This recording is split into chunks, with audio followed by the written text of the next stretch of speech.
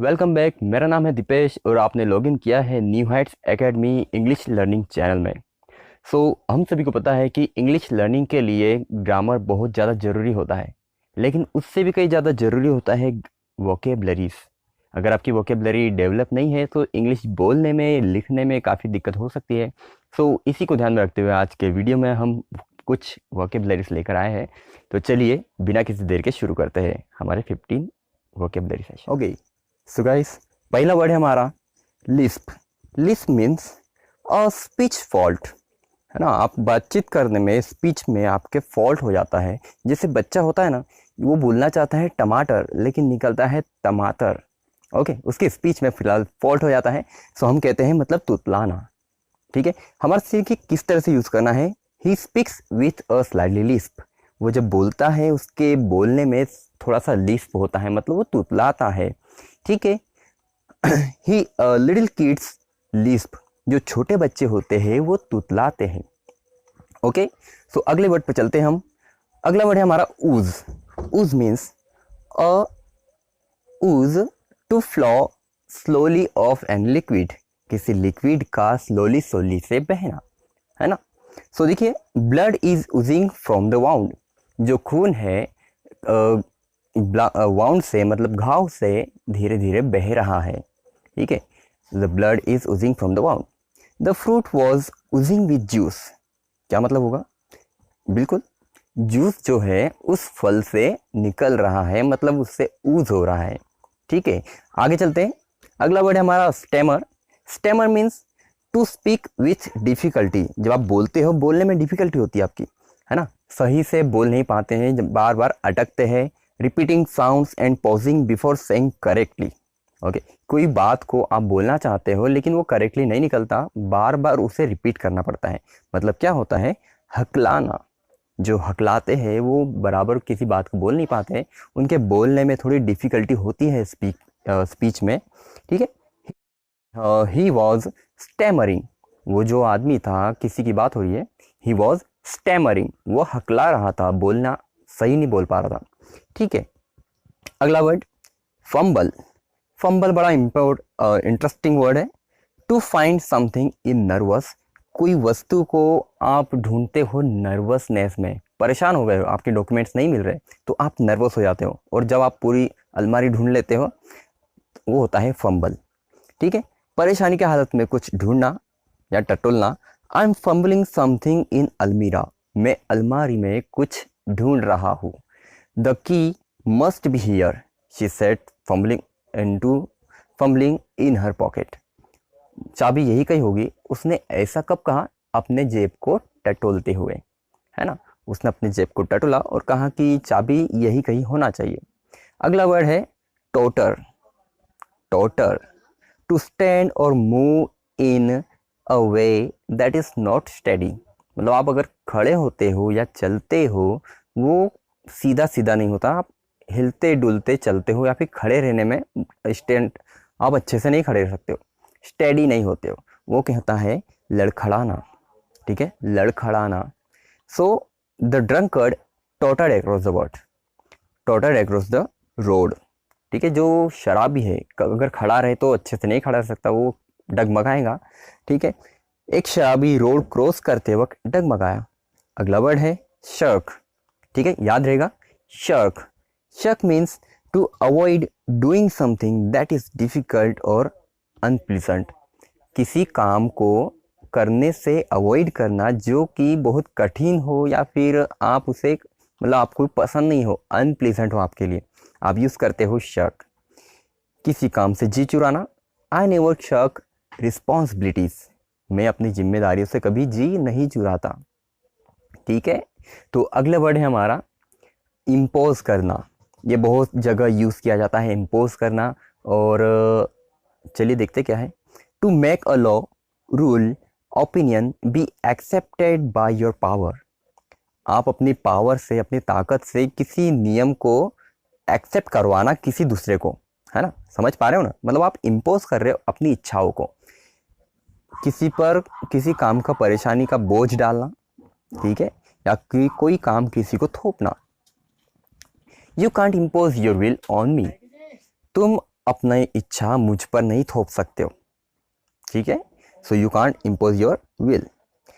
I had to impose on you but can you lend me some money. मुझे आप पर यह बोझ डालना अच्छा नहीं लग रहा है, लेकिन फिर भी क्या तुम मुझे कुछ पैसे उधार दे सकते हो, है ना। इस सेंस में हम यूज़ करते हैं इस वर्ड को। देखिए अगला वर्ड है ऑफेंड। ऑफेंड भी बड़ा इंटरेस्टिंग सा वर्ड है। ये हम यूज़ करते हैं without having time to think. आपको अगर कोई कहे कि आपको इंटरव्यू के लिए जाना है और अभी जाना है, मतलब आपको सोचने के लिए, प्रिपेयर होने के लिए कोई टाइम नहीं है, सो दैट्स कॉल्ड ऑफेंड। आप इंटरव्यू देने गए तो सही, लेकिन ऑफेंड गए मतलब क्या होता है, बिना किसी तैयारी के गए, ठीक है।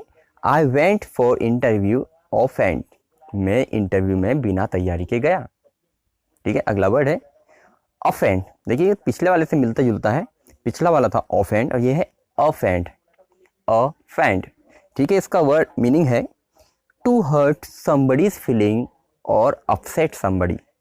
किसी की फीलिंग्स को हर्ट करना या फिर किसी को हर्ट कर देना, किसी को अपसेट कर देना, तब यूज़ किया जाता है ऑफेंड, ठीक है।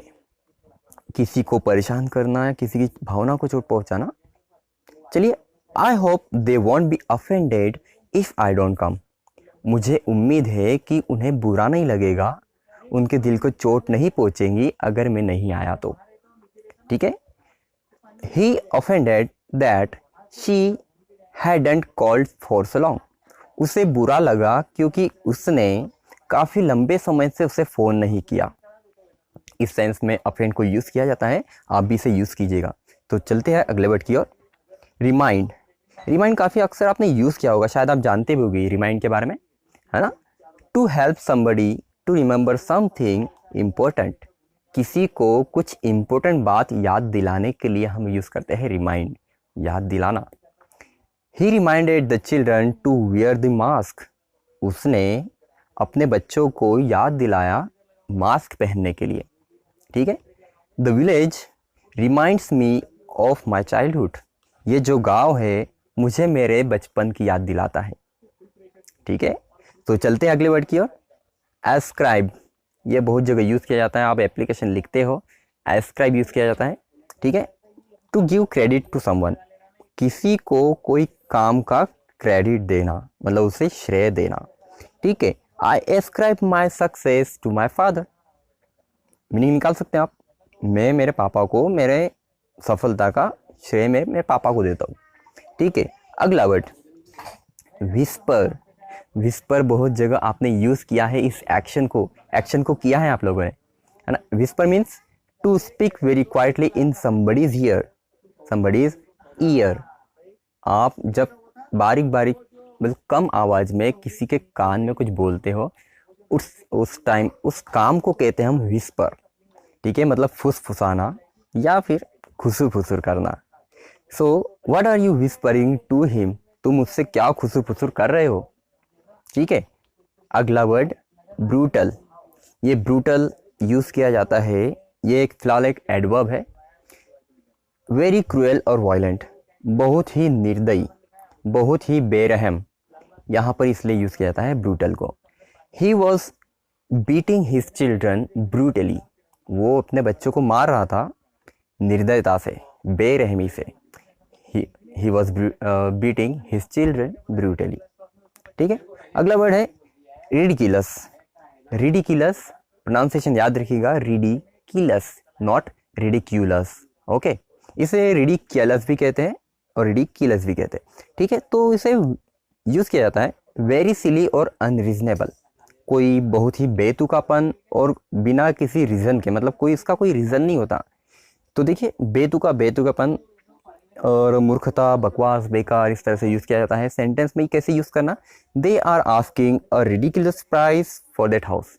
मान लीजिए कोई अगर मुझे व्यक्ति होम अपना घर मकान बेच रहा है और उस मकान की उतनी प्राइस नहीं है जितना वो मुझसे मांग रहा है ना, तो मैं तो कहूँगा ना भाई ये तो अनरीजनेबल प्राइस है, मतलब ये रिडिकुलस प्राइस है।